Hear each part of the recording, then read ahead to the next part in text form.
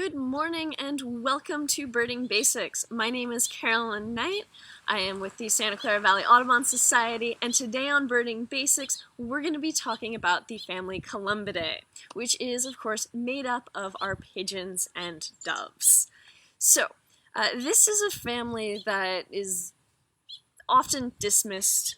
Here the birds that we do have that make up this family here in North America tend to be a little bit more subtle than some of the really eye-catching birds that we as birders really like to chase down.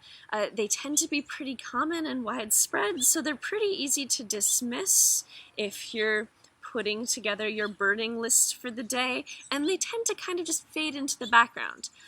But this family is made up of some really cool birds. They've got some really crazy adaptations that are worth putting some attention to. And of course, they're the only family in their order, so they're pretty unique. Beyond that, this family is absolutely massive. They are spanning across the globe. They include several hundred species. So today we're going to be taking a look at some of our North American members of Columbidae, and so that we can get a better idea of what makes them tick. So let's talk about some of the examples that we have in our own backyards. Now I'm going to start out with our most cosmopolitan example of the Columbidae family across the world. Of course, I'm talking about the rock pigeon. So if you say the word pigeon, this is the bird that pops into everybody's mind. You don't have to say the typical species. Most people don't even know it actually has a proper species name. This is the rock pigeon. Here in North America, it's an introduced species brought over from Europe for the purposes of food, as well as their use as messenger birds. Now, because of this history of domestication, we get to see some pretty crazy color morphs even in our wild or feral populations that you see around cities. This is more of the wild type. That dark speckling on the top of its wing does indicate a history of domestication in its phenotype, which is the physical traits that you're seeing, but it's pretty dang close to the wild type itself, which is a light gray on the body. That green and purple iridescence is, of course, part of its natural coloration with dark wing bars. Now these guys flock in cities, they're everywhere, they're generalists, they're really great at surviving around people, and one of the reasons for that is in their natural habitats. They're cliff nesters. Now, here in Santa Clara County, we don't have a ton of cliffs, but we do have a ton of really tall buildings, and these guys just kind of shifted their nesting and all of their other behaviors to that. So this is our best example of this is what the Columbidae is. It's a large, relatively stout bird, small head, short legs, but it's a very strong flyer. If you've seen them fly around in flocks in the cities, they're moving fast, they're turning very quickly, they're far more agile than you would give them credit for if you're just seeing them walking around on the ground picking up crumbs in the garbage. Now, taking a look at one of our native pigeons, this sucker's a little bit bigger, and of course this is our very classy Bandtailed Pigeon. Now they get that name from a pale band edged in darker coloration on the tail itself, but you should also note that they've got a pretty evident patch of iridescence and a half collar across the back of their neck. These guys are a little bit bigger than our rock pigeons, and rather than finding them in the middle of our cities and our urban areas, if you've got a grove of oak trees, or say for example you're living near the foothills, that's where you're going to be spotting these guys, and they do flock together, as the Columbidae tends to do. And once again, it's important to note that they are pretty large birds. You're going to notice a size difference even if you don't have a rock pigeon to compare it to. Now, taking a look at some of our smaller members, the doves, because the sliding scale of size on this kind of divides in half. The smaller members of this family tend to be called doves. The larger ones get termed pigeons. Beyond that, it's semantics. This is, of course, our mourning dove. Now, I've talked about the mourning dove on this show before. It was one of our focus birds. It's a great one to learn. It's also one of our great representatives of the Columbidae family. We've all heard the mourning dove before. Certainly, you've gotten really excited about the potential of having an owl in your yard. Odds are pretty good it was a mourning dove. I'm sorry to, disappoint you with that.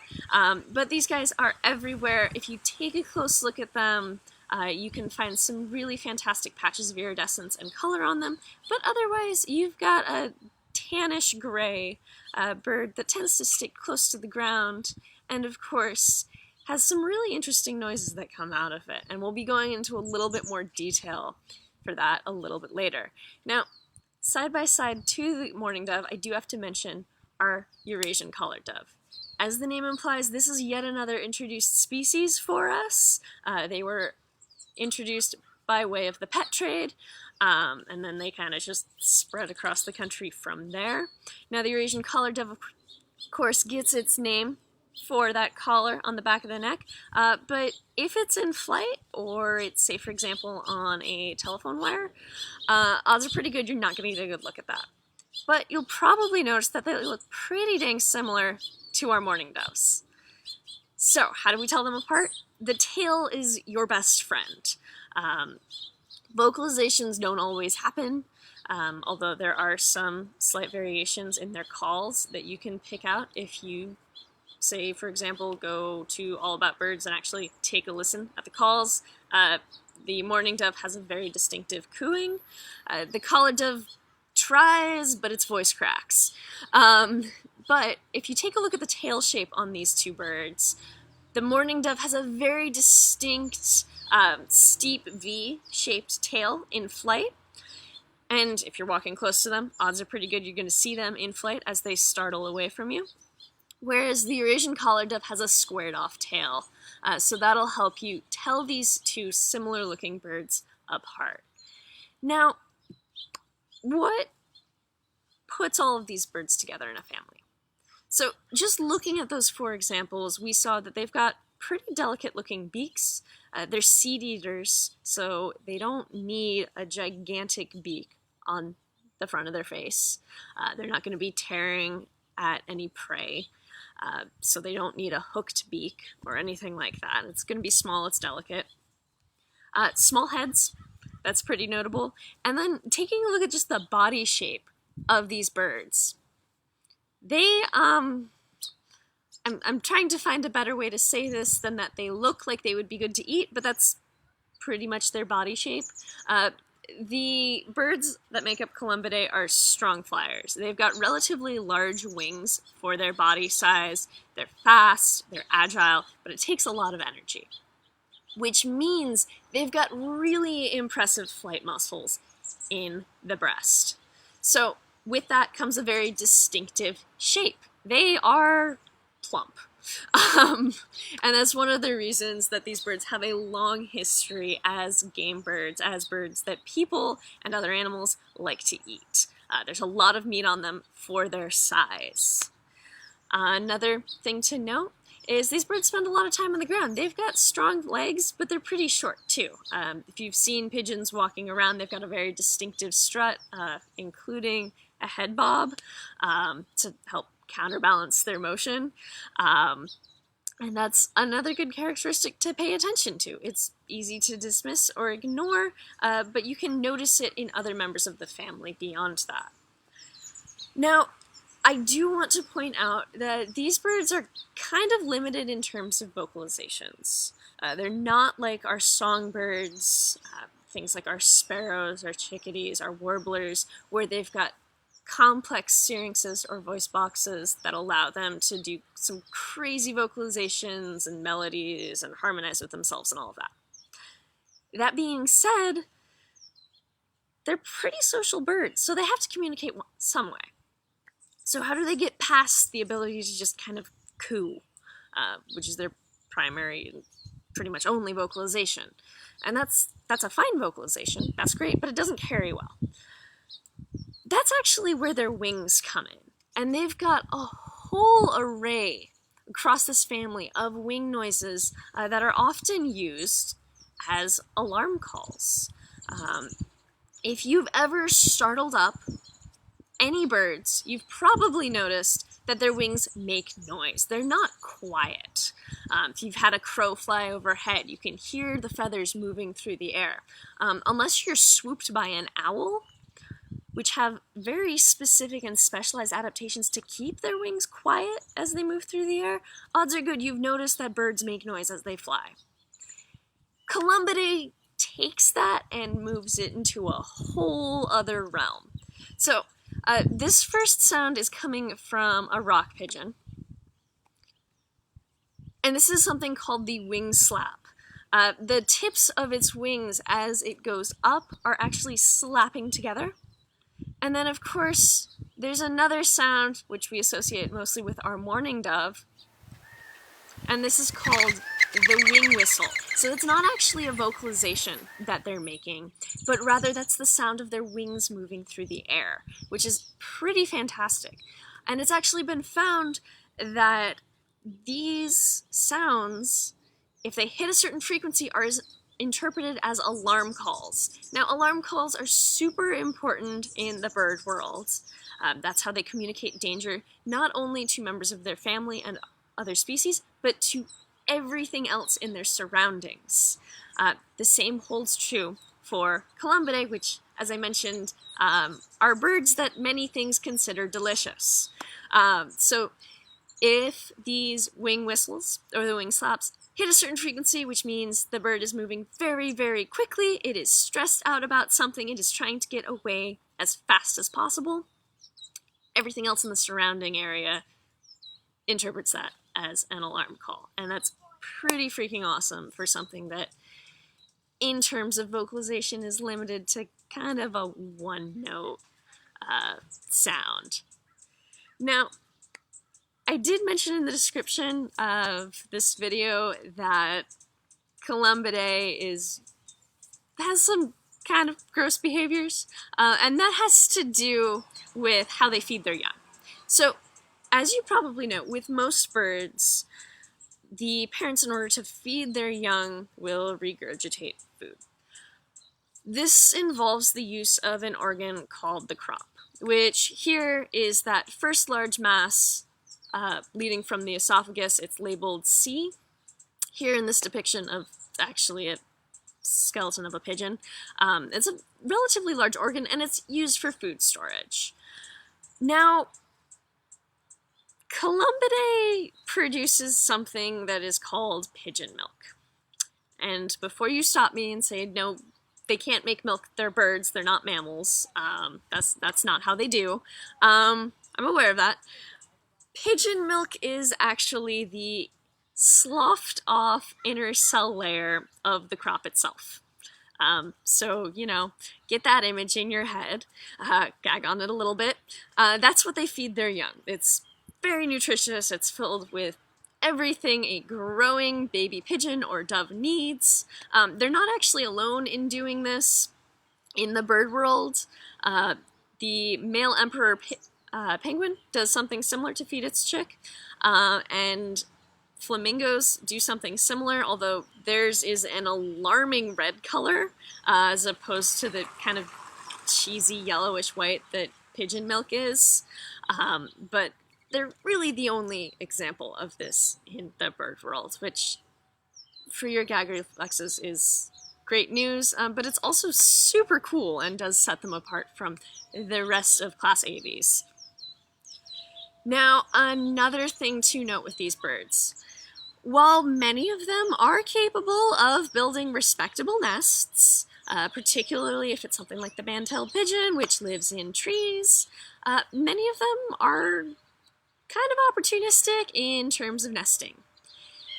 And what comes with opportunistic nesters is they're also super bad at it. It's almost impressive that the babies manage to survive, these really slapdash and haphazard nests. But let's take a look. And at first look, you're like, yeah, it looks like a normal nest that rock pigeon is sitting on. That nest is made of nails. They built a nest out of nails, they laid their eggs in it, and then they raised their young in it.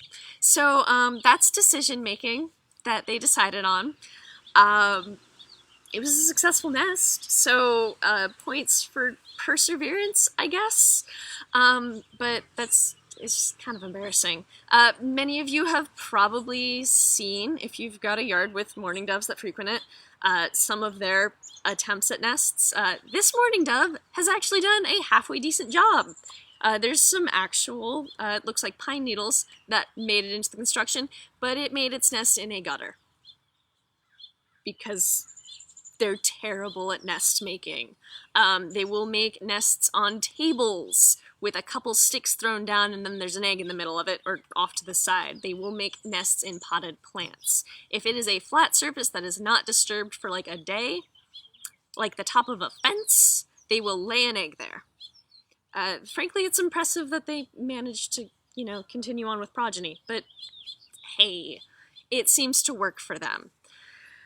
Now, we've talked about birds on here that have absolutely adorable babies that come out of the egg and they are fluffy and they are ready to take on the world.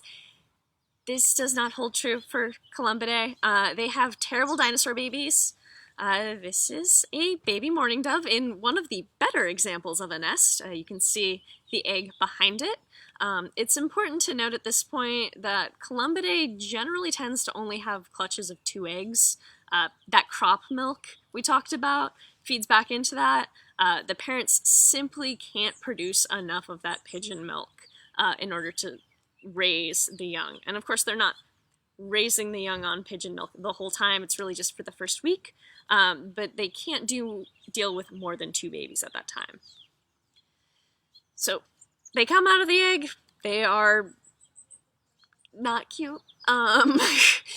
But to be fair, humans go through puberty, baby birds have to grow in feathers, and nobody looks good in pin feathers, so we will cut them a break on that point.